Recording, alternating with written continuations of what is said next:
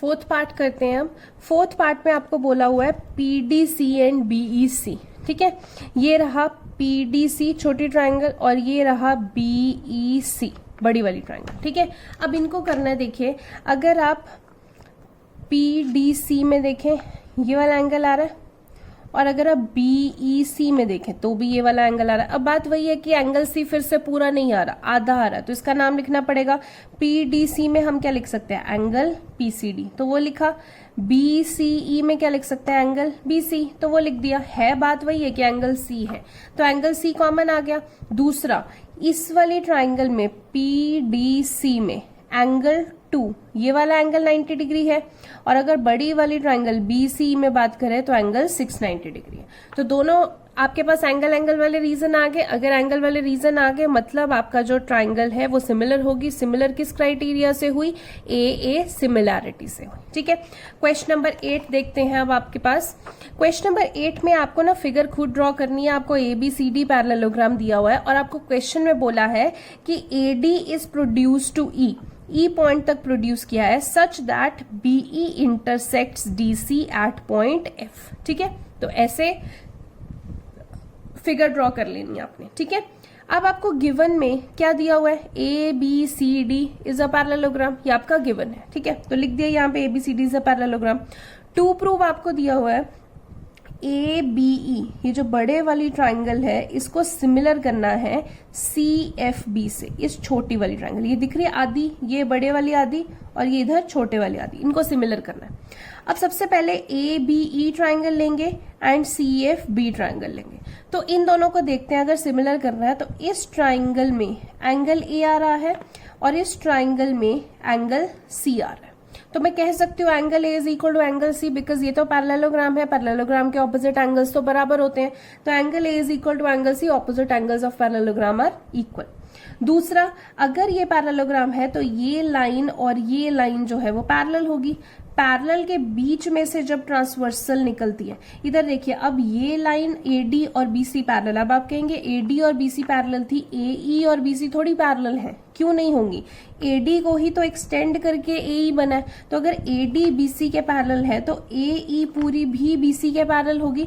तो ये पूरी की पूरी लाइन, ये पूरी की पूरी लाइन पैरेलल है और इधर BE ट्रांसवर्सल जारी है, तो एंगल 2 और एंगल 1 ये बन रहा है ना, ऐसे करके Z बन रहा है। तो एंगल 2 और एंगल 1 कौन से होंगे, ऑल्टरनेट इंटीरियर एंगल। तो angle 1 is equal to angle 2 alternate interior angle. Alternate interior angles बराबर हैं। अब आपके पास दो रीजंस ऑलरेडी हो गए, दोनों एंगल वाले हैं, तो ट्राइंगल्स आपकी सिमिलर हो सकती हैं। तो AB triangle is similar to CFB by AA similarity criterion. Ninth question देखते हैं। नाइन्थ क्वेश्चन में देखिए आपको ये फिगर दे रखी है और आपको बोला है कि ABC एंड जो AMP है ये राइट एंगल है। कहाँ पे, एक एंगल B पे राइट एंगल है और एक एंगल M पे राइट एंगल है, ये क्वेश्चन में दिया हुआ है, ओके। टू प्रूफ करना है सबसे पहले कि ABC और AMP को आप सिमिलर कीजिए, ठीक है। सेकंड पार्ट बाद में देखते हैं, पहले फर्स्ट पार्ट प्रूफ करते हैं। अगर दोनों ट्राइंगल को सिमिलर करना है, मुझे दिख रहा है कि एक एंगल कॉमन आ रहा है, नाम से ही पता लग रहा है। अगर मैं ABC ले रही हूं तो उसमें A आ रहा है, AMP ले रही हूं तो उसमें मतलब एंगल A पूरा का पूरा कॉमन आ रहा है, तो मैं लिख सकती हूँ angle A is equal to angle A common. दूसरा, ABC में एंगल 190 डिग्री है बिकॉज क्वेश्चन में दे रखा है। AMP में एंगल 290 डिग्री है बिकॉज राइट एंगल क्वेश्चन में ही दे रखा है। तो angle 1 is equal to angle 2 each 90 degree. अब दोनों में देखें 90 डिग्री, एक 90 डिग्री है, एक कॉमन है, मतलब एंगल वाला रीजन है, तो दोनों ट्राइंगल सिमिलर हो सकती हैं बाय AA सिमिलैरिटी क्राइटेरिया, ठीक है। सेकेंड पार्ट अगर हमें देखें तो ये रेशो दी हुई है, तो रेशो देखते हैं पहले इन्हीं सिमिलैरिटी से बन सकती है या कोई और ट्राइंगल सिमिलर करनी पड़ेगी उससे बनेगी। तो अगर हम टू प्रूफ में देखें CA, तो ये रहा CA, फिर PA यानी कि ये रहा PA, BC देखें तो ये रहा BC और MP ये रहा MP। Hello students, welcome back to our channel. Students, last lecture में हमने क्वेश्चन नंबर 9 कर रहे थे। उसमें क्वेश्चन नंबर 9 का फर्स्ट पार्ट हम कर चुके थे, सेकंड पार्ट हम कर रहे थे। थोड़ा उसमें वहीं पे वीडियो स्टॉप हो गई है, तो थोड़ा टेक्निकल एरर है, इसी वीडियो से उसको कनेक्ट कर लीजिए।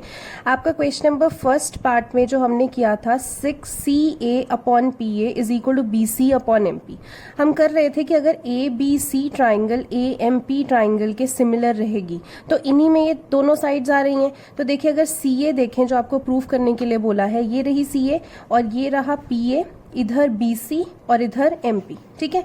तो अगर आपने अभी प्रोपोर्शन में बनाना है तो देखिए, अगर ये दोनों ट्राइंगल सिमिलर हैं तो प्रोपोर्शन अगर मुझे CA बनाना है, बिकॉज टू प्रूफ में CA लिखा हुआ है, तो CA यानी कि फर्स्ट एंड लास्ट को आप कंबाइन करेंगे अपॉन PA, तो इधर भी फर्स्ट एंड लास्ट को कंबाइन करेंगे तो CA upon PA should be equal to, इधर BC अपॉन MP है तो यानी कि सेकेंड और थर्ड को कंबाइन करेंगे तो इधर भी सेकेंड एंड थर्ड को, तो BC अपॉन MP। रीजन क्या देंगे? कॉरस्पॉन्डिंग साइड्स आर प्रोपोर्शनल, क्योंकि ट्राइंगल्स तो सिमिलर हमने कर ही दी हैं, तो जो साइड्स हैं कॉरस्पॉन्डिंग वो आपकी प्रोपोर्शन में आएंगी, ठीक है। क्वेश्चन नंबर 10 देखते हैं। क्वेश्चन नंबर 10 में आपको बोला हुआ है कि दो ट्राइंगल्स हैं आपको लेनी है और इनके बाइसेक्टर्स बनाने हैं, यानी कि ABC ट्राइंगल का अगर बाइसेक्टर बनाएंगे तो CD और EFG ट्राइंगल का बाइसेक्टर बनाएंगे तो GH, ठीक है। तो अगर ये CD बाइसेक्टर है तो आपके पास ये एंगल और ये एंगल बराबर होगा, बिकॉज बाइसेक्टर मीन्स जो एंगल को 2 इक्वल हाफ्स में डिवाइड करता है, ठीक है। तो आपके पास एंगल 1 एंड एंगल 2 बराबर आएगा। इधर अगर GH बाइसेक्टर ले लेते हैं तो एंगल 3 और एंगल 4 बराबर आएगा। तो यही गिवन में लिख दिया कि angle 1 is equal to angle 2, angle 3 is equal to angle 4। और क्वेश्चन में आपको दिया हुआ है कि जो ये दोनों ट्राइंगल्स हैं ABC एंड EFG, ये दोनों ट्राइंगल्स सिमिलर हैं, ठीक है। सिमिलर का साइन डाल दिया। टू प्रूव में फर्स्ट पार्ट देखो, आपको बोला है CD upon GH is equal to AC upon FG। Second and third part बाद में देखते हैं, पहले फर्स्ट पार्ट को प्रूव करते हैं।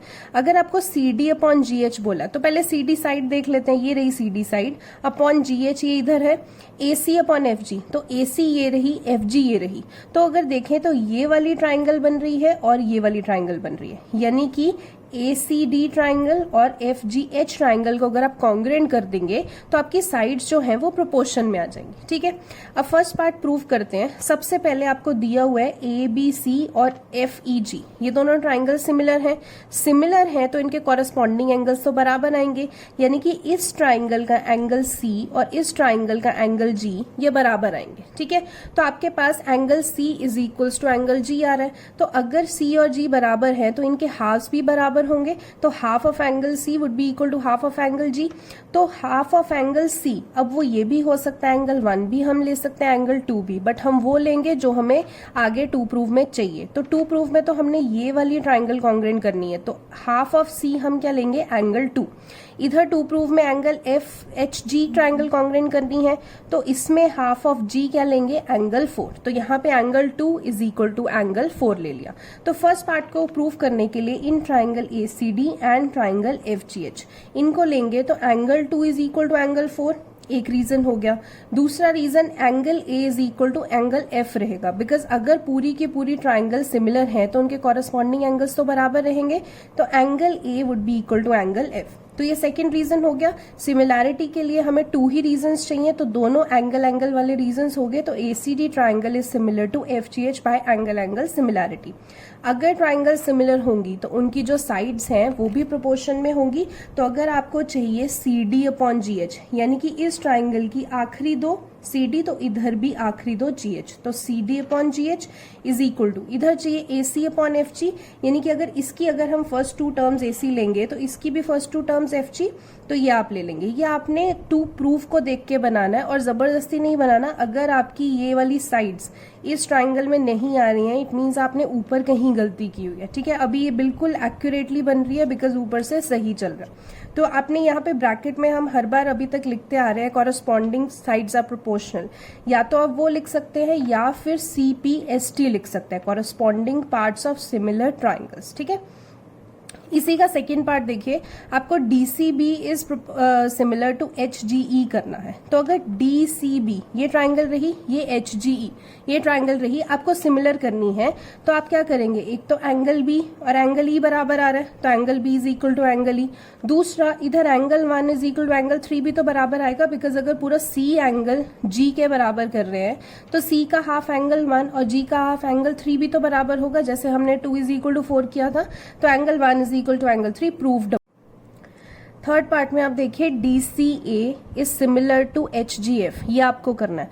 तो थर्ड पार्ट में जो आपको दिया हुआ है वो बेसिकली हमने फर्स्ट पार्ट में ही सॉल्व कर दिया था, तो उसमें हमें रेशो निकालनी थी, इस वजह से हमने वो सॉल्व किया था।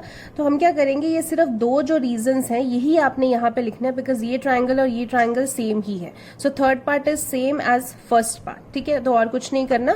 क्वेश्चन नंबर 11 देखते हैं अभी।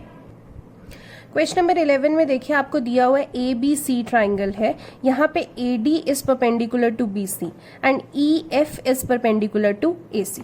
आपको गिवन में एक चीज दे रखी है कि जो ये AB साइड है और AC साइड ये बराबर है, ये परपेंडिकुलर्स हैं।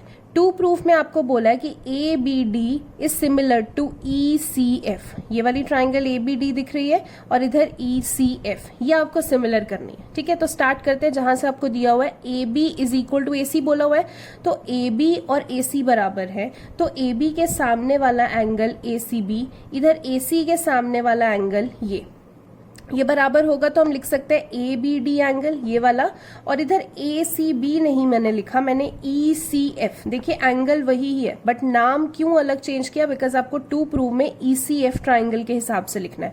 तो मैंने ABD ये वाला एंगल और ECF ये वाला एंगल लिया, ठीक है। ये बराबर होंगे because angle opposite to equal sides are equal. अगर आपको नेमिंग करने में प्रॉब्लम होती है तो आप इसको एंगल 1 एंड एंगल 2 भी लिख सकते हैं, ठीक है। अब आपको ट्राइंगल ABD और ECF सिमिलर करनी है, तो उन दोनों ट्राइंगल्स को ले लेंगे। सबसे पहले ABD में ये वाला एंगल और ECF में ये वाला एंगल, ये दोनों क्या है, ईच 90 डिग्री है, दोनों बराबर होंगे।